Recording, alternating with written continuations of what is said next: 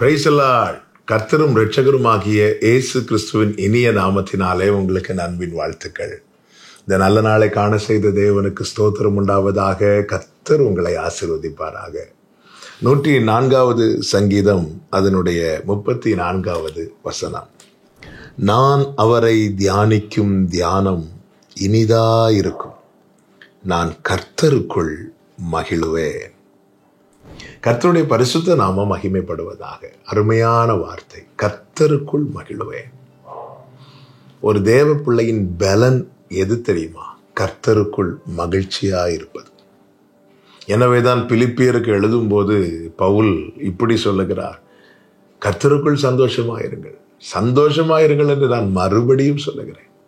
கர்த்தருக்குள் நாம் எவ்வளவு மகிழ்ச்சியா இருக்கிறோமோ அவ்வளவு நாம் பலன் அடைவோம், அவ்வளவு நாம் பலப்படுவோம், தைரியம் அடைவோம். கர்த்தருக்கு மகிமை உண்டாவதாக. கர்த்தருக்குள் மகிழ என்ன செய்யணும் தெரியுமா? இந்த வசனத்திலே சொல்லப்பட்டிருக்கிறது, நான் அவரை தியானிக்கும் தியானம் இனிதா இருக்கும். அவரை குறித்த தியானம், அவரை குறித்த நினைவு. ஆண்டவரை நமக்கு நினைவுக்கு வரணும்னாலே நம்ம வாழ்க்கையில ஏதாவது ஒரு பிரச்சனை நடக்கணும், அல்லது ஏதாவது ஒரு தேவை வரணும். நம்ம அநேகர் அப்படிதான். நம்முடைய வாழ்க்கையை சிந்தித்து பார்ப்போம். ஆண்டவரை எப்போ நினைக்கிறோம்? எதற்காக நினைக்கிறோம்? ஒரு தேவை வரும்போது மட்டும் நான் ஆண்டவரை நினைக்கிறேன் அப்படின்னா அந்த தியானம் எனக்கு இனிமையா இருக்காது. அது தியானமே அல்ல, அது என் தேவை. தியானம் என்பது என்ன தெரியுமா? அவர் நம்முடைய வாழ்க்கையில செய்தது, அவருடைய அதிசயமான செயல்கள், அவர் நம்மை ரட்சித்தது, அவர் நம்மை மீட்டது, அவர் நமக்கு செய்தவைகள் ஒவ்வொன்றாய் திரும்ப திரும்ப திரும்ப திரும்ப நம்ம நினைக்கும் போது அந்த தியானம் இனிமையா இருக்கும். நம்முடைய ஆவி களிகூரும், நம்முடைய ஆத்துமா மகிழும். நாம் அவரை மெடிடேட் பண்ணும் போதே நம்ம பாட ஆரம்பிச்சிருவோம். காரணம், அவர் போற்றுதலுக்குரியவர். அப்படிப்பட்ட பலத்த கிரியைகளை நம்முடைய வாழ்க்கையிலே செய்திருக்கிறார்.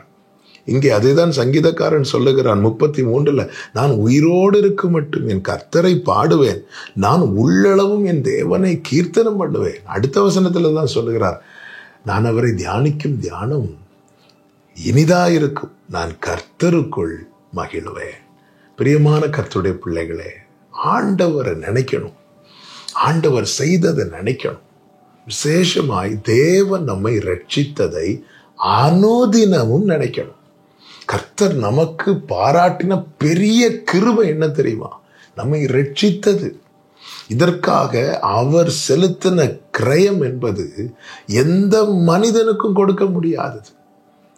அந்த இரட்சகரை, அவர் தந்த ரட்சிப்புக்கு அவர் கொடுத்த கிரயத்தை நாம் நினைக்கும் போது நம்முடைய உள்ளம் நன்றியாலும் தேவ அன்பினாலும் நிரம்பும். நம்முடைய உதடுகள் அவரை போற்றும். நம்முடைய ஆவியில ஆத்துமாவிலே களிகூறுதல் உண்டாகும். கர்த்தருக்குள் மகிழ்வதற்கு இது ஏதுவானதாய் காரணமாய் இருக்கும். கர்த்தருக்குள் மகிழ்ச்சியாய் இருப்பதே நம்முடைய பலன். ரட்சிக்கப்பட்ட பிறகும் ஏன் மகிழ முடியல? ஏன்னா நாம ரட்சிக்கப்பட்டதை, அவர் ரட்சித்ததை மறந்தபடியினாலே. நம்ம எது அதிகமா நினைக்கிறோங்க? ஒரு அற்புதம் நடக்குது, அதை ரொம்ப நினைக்கணும். தேவன் செய்த சகல உபகாரங்களை மறவாதே என்று. ஆனா அது எல்லாவற்றை விட மேலானது என்ன தெரியுமா? தேவன் தந்த ரட்சிப்பு. அந்த ரட்சிப்பை நினைக்கணும். இஸ்ரவேல் ஜனங்க பூமிக்குரிய காரியங்கள் இல்லை, அது இல்லை, இது இல்லைன்னு சொல்லிட்டு எல்லாம் முறுமுறுத்தாங்க. எகிப்துல இருந்து ஆட்டுக்குட்டியின் இரத்தத்தால் மீட்கப்பட்டதை நினையாமற் போனார்கள் என்று வேதத்தில் சொல்லப்பட்டிருக்கிறது. இதனால் அவங்களால என்ன செய்ய முடியல தெரியுமா? மேக ஸ்தம்பம் இருந்தும் அக்னி ஸ்தம்பம் இருந்தும் தினமும் மன்னா இருந்தும் கண்மலையின் தண்ணீர் இருந்தும் மகிழ முடியவில்லை. எனவேதான் வனாந்திரத்துல முறுமுறுத்தாங்க.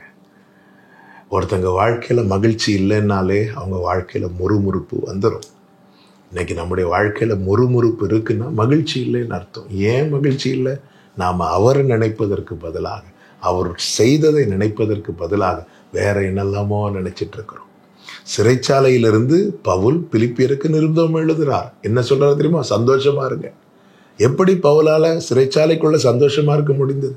எப்படி பவுலும் சீலாவும் சிறைச்சாலைக்குள்ள பாட முடிந்தது? கர்த்தருடைய மகத்துவம், அவர் செய்தவைகளை நினைத்ததுனால அவங்க மகிழ்ச்சிக்கு குறைவே இல்லை. அவரை தியானிக்கும் தியானம் நம்மை கர்த்தருக்குள் மகிழ்ச்சியா இருக்க வைக்கும். கர்த்தர் ஆசீர்வதிப்பாராக. நல்ல தகப்பனே, உம்மை தியானிக்கும் தியானம் இனிதாயிருக்கும். உமக்குள் மகிழ அது காரணமாயிருக்கும். ஆண்டவரே, எங்கள் நினைவுகளை தூய்மையாக்கும். உம்மையும் உம்முடைய அதிசயமான கிரியைகளை நாங்கள் அனுதினமும் நினைத்து உமக்குள்ளே களிகூர்ந்து உம்மை மகிமைப்படுத்தி மகிழ கிருபை தாரும். இயேசுவின் நாமத்தில் பிதாவே, ஆமென்.